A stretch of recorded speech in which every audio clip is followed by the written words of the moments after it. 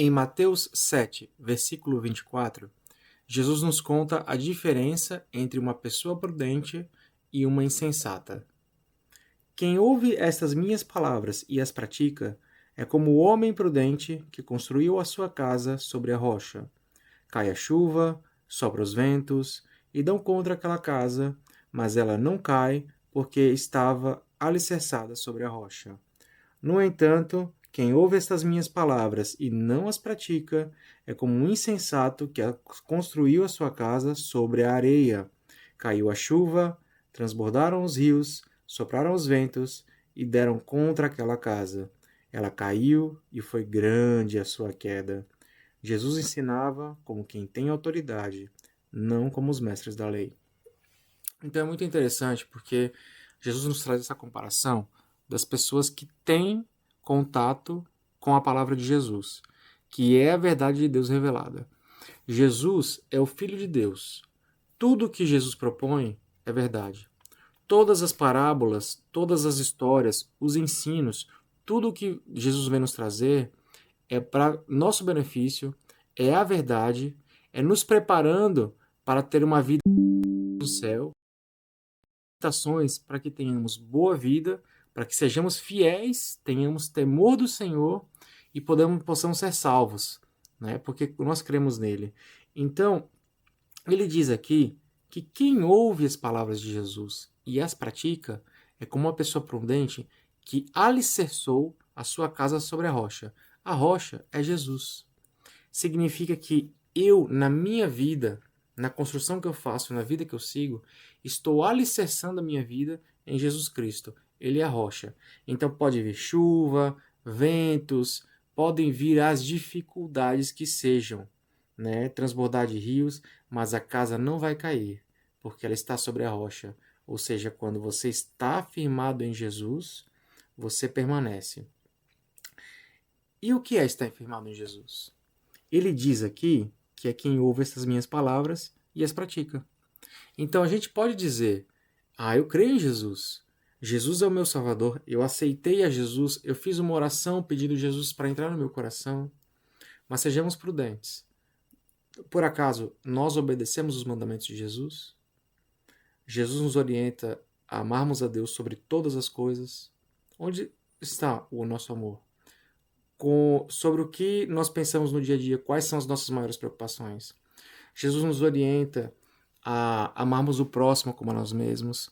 Será que a medida de qualidade com que avaliamos os estranhos na rua e os outros é uma medida de amor, assim como a gente nos ama?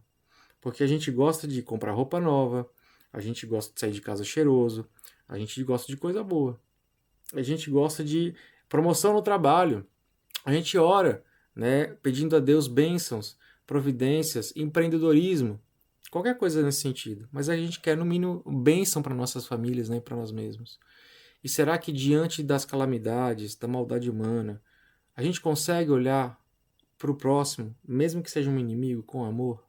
Porque é essa a orientação de Jesus.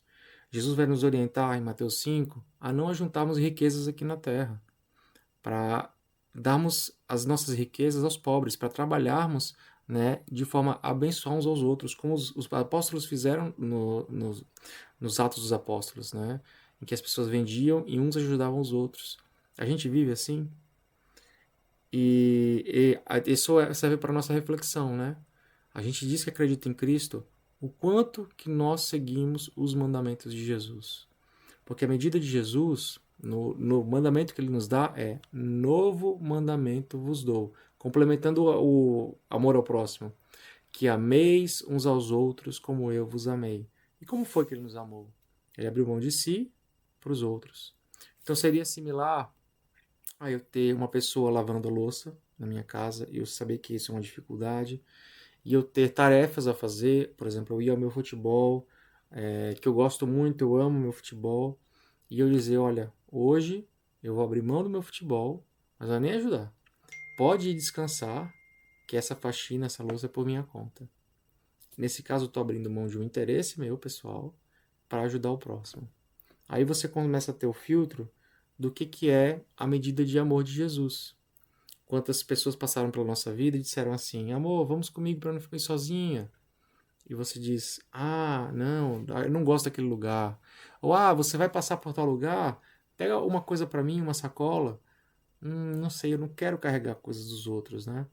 Ou então você está de carro e vê uma pessoa que está visitando ou está próxima e ela não tem como ir embora para casa ou está de ônibus e você não quer dar uma carona, você nem fala nada, é só para no teu trabalho de desviar de rota, para não gastar um pouquinho mais de gasolina. Então a gente vê a medida de que a gente não ama as pessoas como Jesus nos ordenou na nossa indisponibilidade ao próximo, ou a indisponibilidade à necessidade do outro, que por vezes não é nem o outro pedir, é simplesmente a gente ter um olhar de amor e pensar assim, como será que eu podia ajudar essa pessoa? Como que os meus talentos, os meus recursos poderiam tornar o mundo melhor através de abençoar essas pessoas? E isso não vai só para os irmãos da igreja, isso vai para os estranhos também, né? Amar como a história do bom samaritano. E Jesus nos dá a outra faceta da moeda, que é, no entanto, quem ouve estas minhas palavras e não as pratica é como um insensato que construiu a sua casa sobre a areia. Por quê? Porque a pessoa que vive uma vida indisponível para o outro está vivendo uma vida para si mesmo. E ele está dizendo aqui que nós fundarmos a nossa vida em nós mesmos, que você pode até chamar de egoísmo, é como alicerçar a nossa casa sobre a areia. Porque quando vem as dificuldades da vida, essa casa cai. E é grande a queda dela. Então não é incomum até pessoas afastadas da igreja dizerem assim, eu vi alguma coisa errada na igreja. Né? Então, ou seja, uma calamidade específica sobre a qual eu deveria ser luz e ter uma influência positiva, me afasta. Então acontece um problema aqui, me afasta. Eu tenho um problema no trabalho, me afasta. E eu vou deixando as circunstâncias da vida me afastarem de Deus. Porque o alicerce talvez não esteja necessariamente fundado em Jesus, verdadeiramente. Né? Então, na medida que a gente busca, o que ele está recomendando? Que ouçamos as palavras dele e as pratiquemos. Como é que eu posso saber as palavras de Jesus? Lendo a palavra. Nos evangelhos, Mateus, Marcos, Lucas, João.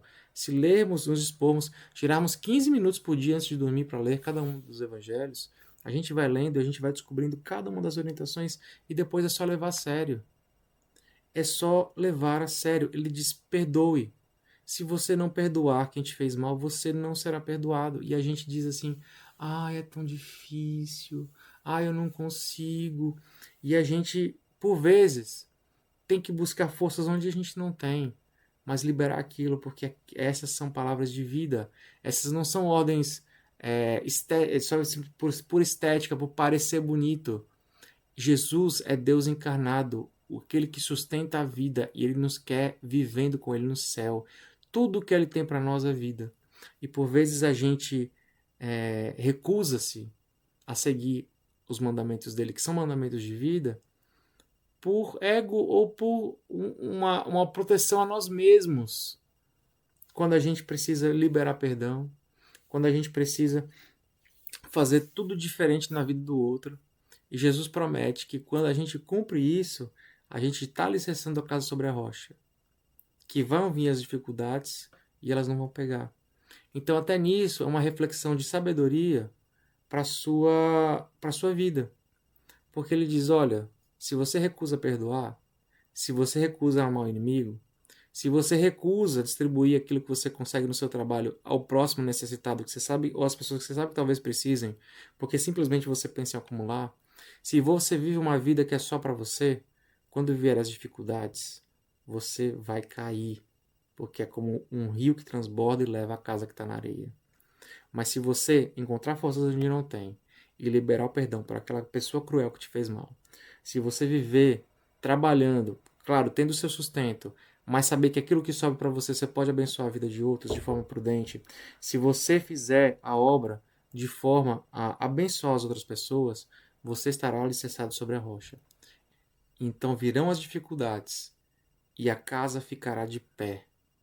Então Jesus está prometendo, se você ouvir os mandamentos dele, que é distribuir riquezas aos pobres, né? Viver uma vida de honra servindo aos outros, amar os inimigos, agir com amor àqueles que te fizeram mal, diante de Deus, pedir a conversão e a salvação deles para a vida eterna. porque você entendeu que foi perdoado e não condena ninguém. Liberar perdão a que te fez mal na vida, no dia que você fizer isso, você estará sobre a rocha e dificuldade nenhuma da vida derrubará essa casa. Você estará alicerçado em Cristo. E essa é uma das maiores lições de sabedoria para a vida terrena, mas também para a vida vindoura. Porque alicerçado sobre a rocha, nós temos a salvação em Jesus. E nós vamos morar no céu com Ele. Que é a coisa mais legal que poderia acontecer.